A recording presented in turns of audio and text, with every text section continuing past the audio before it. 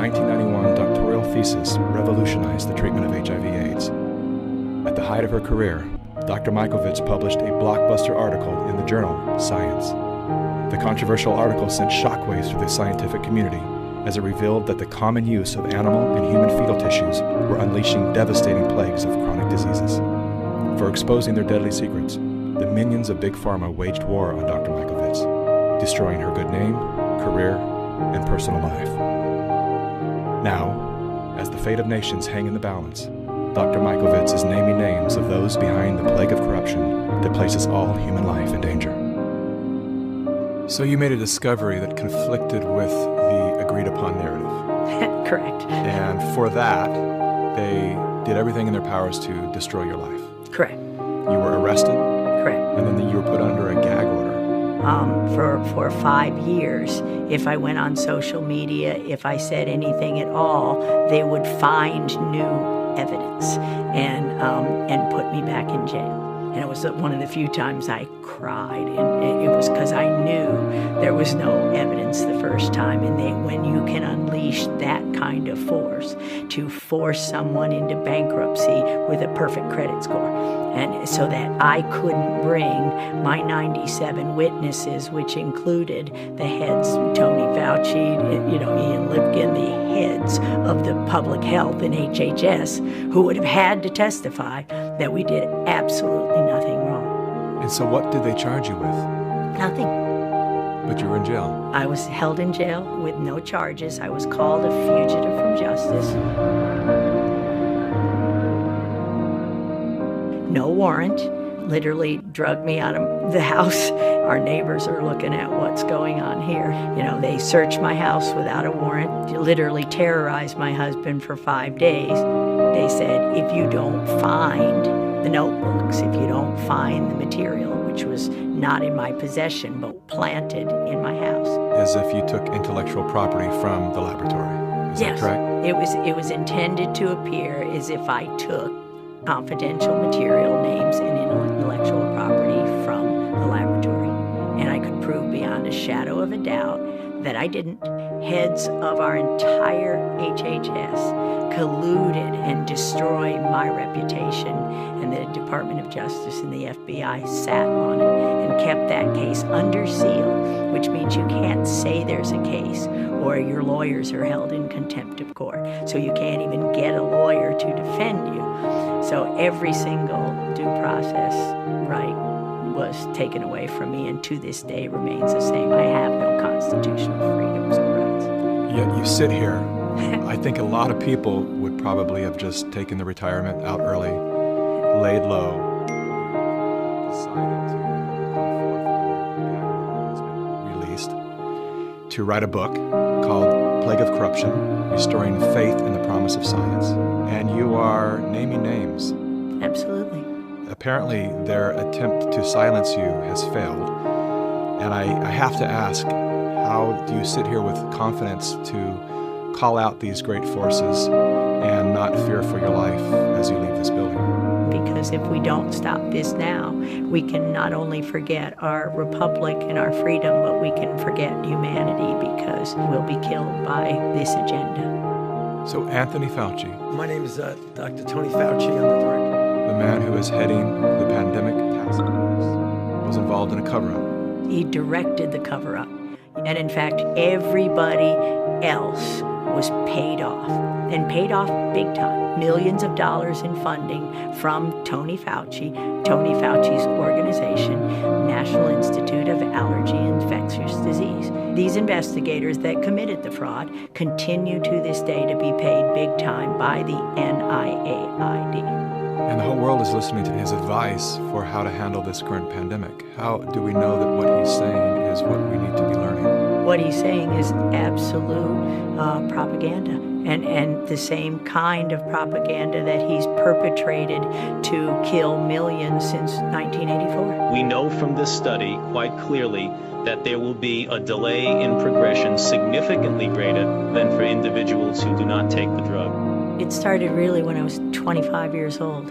I was part of the team that isolated HIV from the saliva and blood of the patients from France, where Luc Montagnier had originally isolated the virus. This was a confirmatory study, but Tony Fauci and Robert Gallo were working together then to spin the story in a different way. At that time, Dr. Rossetti was out of town, and Tony Fauci says, we understand that you have a paper in press, and we want a copy of it. And I said, yes, there's a paper in press, and it's confidential, and no, I will not give you a copy of it. He started screaming at me. Then he said, give us the paper right now, or you'll be fired for insubordination. And I just said, I'm sure when Dr. Rossetti gets back, you can have the conversation. And so Frank comes back, several weeks later, and is really bullied into giving Fauci the paper. Fauci holds up the publication of the paper for several months, while Robert Gallo writes his own paper and takes all the credit, and of course patents are involved. This delay of the confirmation, literally led to spreading the virus around, killing millions. Perhaps no one expressed the anguish of AIDS better than New York writer Larry Kramer. But he was even more angry at the federal government and the pharmaceutical industry. One person who felt Kramer's fury was NIH Dr. Anthony Fauci. It's still been crushing to me to think that I didn't know my work in 1999 was something that had been avoided. From 83 and 82, when the virus was isolated, the virus didn't have to wait until 84 to be confirmed. Think of how many people, the entire continent of Africa, lost a generation as that virus was spread through because of the arrogance of a group of people, and it includes Robert Redfield, who's now the head of the CDC, right along with Tony Fauci. They were working together to take credit and make money, and they had the patents on it and tailored them to IL-2 therapy, which was absolutely the wrong therapy. And had that not happened, millions wouldn't have died from HIV. How can a man who's giving, any person who's giving global advice for health, own a patent in the solution in the vaccine? Isn't that a conflict of interest, or shouldn't it be? It is a conflict of interest. And in fact, this is one of the things that I've been saying and would like to say to President Trump: repeal the Bayh-Dole Act. Bayh-Dole fundamentally changed the way universities approach technology. And you can see that best in the statistics. Universities obtain 16 times as many patents today as they did in 1980. Now, everybody's getting more patents, but still, universities' share of all patents in the United States is more than 5 times greater than it was before Bayh-Dole. The situation has gotten so bad that one information technology industry official has publicly referred to universities as, quote, crack addicts, unquote, driven by, quote, small-minded tech transfer offices addicted to patent royalties.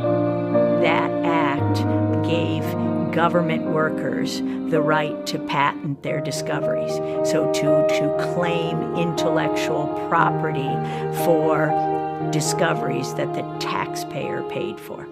Ever since that happened in the early 80s, it destroyed science, and this allowed the development of those conflicts of interest. And this is the crime behind letting somebody like Bill Gates with billions of dollars. Nobody elected him. He has no medical background. He has no expertise. But we let people like that have a voice in this country while we destroy the lives of millions of people. Normalcy only returns when we've largely vaccinated the entire global population. If we activate mandatory vaccines globally, I imagine these people stand to make hundreds of billions of dollars that own the vaccines. And they'll kill millions, as they already have with their vaccines. There is no vaccine currently on the schedule for any RNA virus that works. So I have to ask you, are you anti-vaccine? Oh, absolutely not.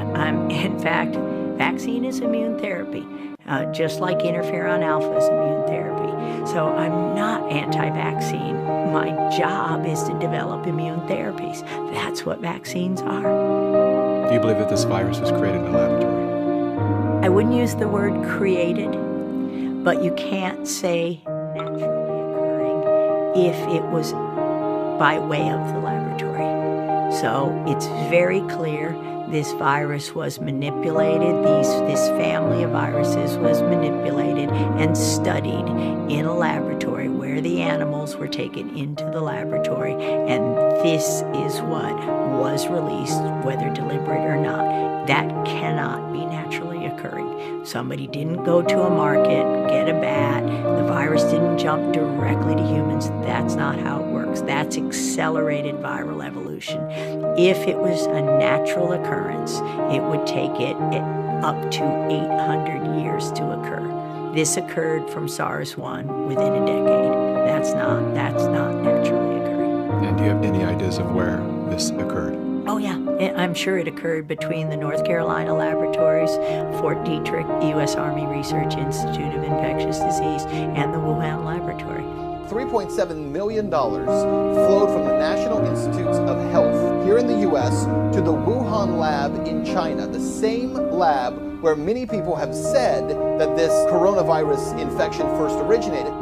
We also now know that NIAID, the department associated with the National Institutes of Health, of which Dr. Anthony Fauci is in control, had already been conducting experiments with the Wuhan lab in the past in regard to coronavirus. If Dr. Anthony Fauci cannot be honest with the public about his connection to this lab, then Fauci has to go.